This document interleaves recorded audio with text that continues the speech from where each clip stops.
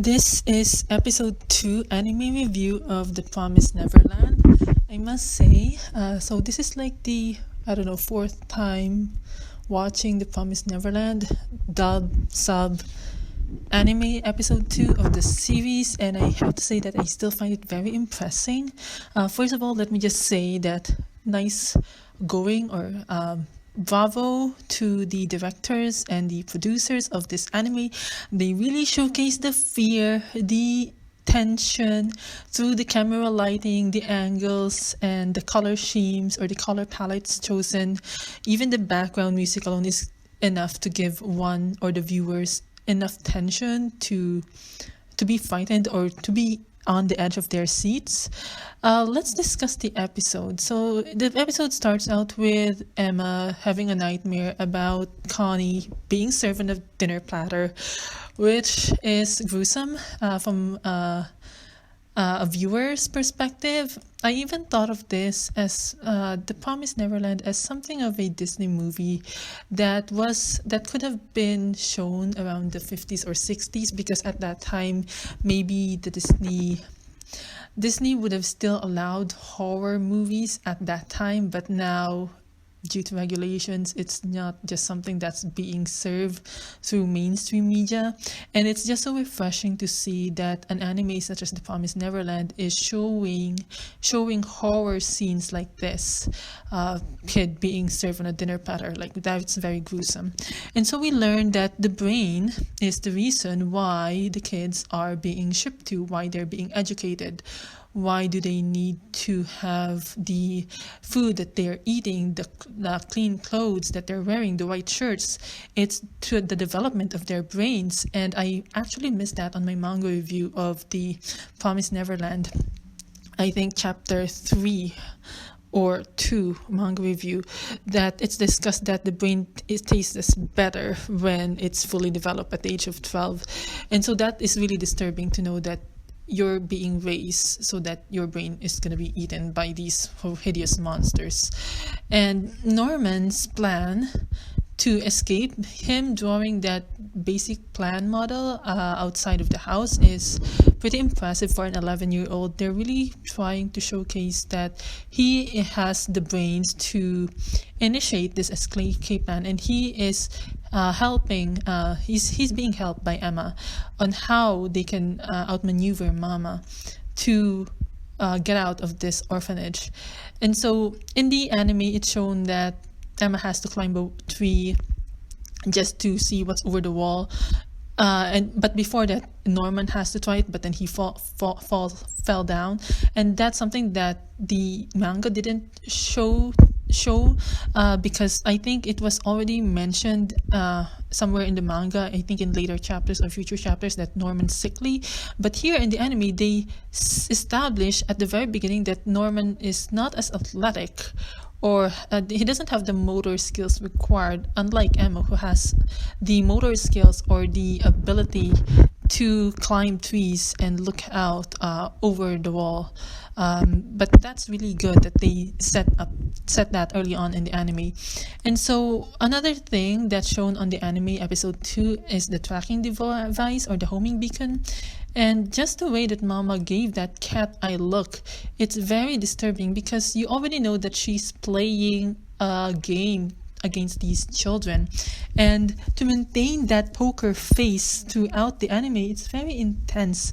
I don't know if I can be like Emma or Mama at this point, because there's a horrific scene during in the middle of the anime where Mama is staring at Emma with these terrifying bulging eyes, and the shading of the anime of that scene, the color palette, the dark hallway, just gives creepy vibes to the viewers. They did amazing in the manga, because the way that the manga was paneled out was like one page alone. That shot in the manga is enough to give anyone chills, but the anime, just with the creepy vibes and the dark color schemes and the color panels, is enough to freak anyone out. And what I saw when I look at that frame with Mama and Isabella trying to make sure that they have their poker faces on is that they were on each other's shoes. I mean, Isabella was on Emma's shoes. Perhaps at one point in her life, Isabella was at Emma's shoes, where she has to outmaneuver her mama or the caretaker at her time. And now we can see that here through Emma, who is making the solid choice that killing is not the answer. It's not the answer to the system that they are in right now. Right now, at this point in the anime, we've known, or we're told, that there's this orphanage, and in the manga, when I included that in the equation, it's a garden that it's being prepared for the children by the demons, and so the outside world is a complete mystery to these kids. Heck, they can't even find a rope because that's not something that is normally found in an orphanage, so they have to make do with a tablecloth. That's gonna be good enough. But mother and daughter scene, panel alone, spot on in the anime. Bravo. That really gave the chills in the anime that these creepy vibes are getting into in the amongst the viewers. It's really standing out. And so moving forward, Emma was just trying to keep her poker face on. She's trying her best not to give into her emotions. She's trying not to, or else she's gonna be found out. And that's why what I really love about Emma is that she's trying, she's pushing herself, she's to the brink of, maybe to the point of not even able to understand her emotions. Well, not that, sorry. She completely understands her emotions at this point, but she's terribly confused about how she should react in front of their enemy. And that's thrilling, that's exciting to know from a viewer's standpoint what these characters are thinking on their hand. Yes, the inner monologue on the manga is helpful, but then the anime has only about 22 minutes to showcase on television or to be broadcasted, and I think the color panels chosen, the color schemes, the lighting, the camera lighting, the dark lighting in the hallway is enough to give anyone chills. And so another thing that I wanted to point out in the episode is that you can see that Norman is also frightened. Emma has to go down on her knees. She literally was frightened and scared when Mama asked them, were they at the gate? And of course, they have to lie about that because they cannot reveal their plans to Mama. Both of them were both frightened, but I guess the reason why each other can still live right now is because they have each other, and that's a big thing about this manga series. That's why I love the Promised Neverland. It's because amongst despair and despair, they're at this almost hopeless situation that they cannot get away. But the reason why Emma is still able to stand up is because of Norman, and Norman is still able to smile because he loves Emma. He's there for her. He will do anything for her. And the dynamic between these two characters just is off the charts. Well, not completely off the charts, but it's just enough to make anyone care about them. I love these two together, them helping each other out, them being there for each other. It just moves me in a way that no couple in the anime world moves me. So that's an interesting thing that I would like to point out. So they found their rope, their tablecloths, and then toward the end of the scene of the anime, Ray came in. He made Emma and Norman admit to him what happened at the gate with little Bunny, and so I was really flabbergasted that Ray is still calm. He's still calm despite everything that he heard from Norman and Emma. And so he didn't make fun of them. He just explained to them that they're going to have to escape in small groups, maybe just the three of them. That's the best option for him. And I think Emma didn't understand. Well, she understand that it's just going to have to be a few of them, but she refused. She is against his plans. She doesn't want not all of them to escape. It must be all of them. It's all or nothing. And Emma is trying to tell Ray, you cannot agree on my plan. I want everyone to escape. And Ray, he's the realist of the group and the most logical person, explained to Emma, he is being blunt to her. In fact, Norman was saying that he wanted to talk to Ray alone, but then now Ray got it. He said, oh, that's why you wanted to talk to me alone, just so you can hide from Emma the truth. Well, you have to be blunt about this because we're in a grave situation. And that's what I love about Ray. He's very blunt and frank to her. At the most desperate situation, he's not going to be hiding the truth from Emma. He's just going to straight tell to her, there's gonna be demons. That's the worst case scenario. Once they go outside, it has to be only a few of them.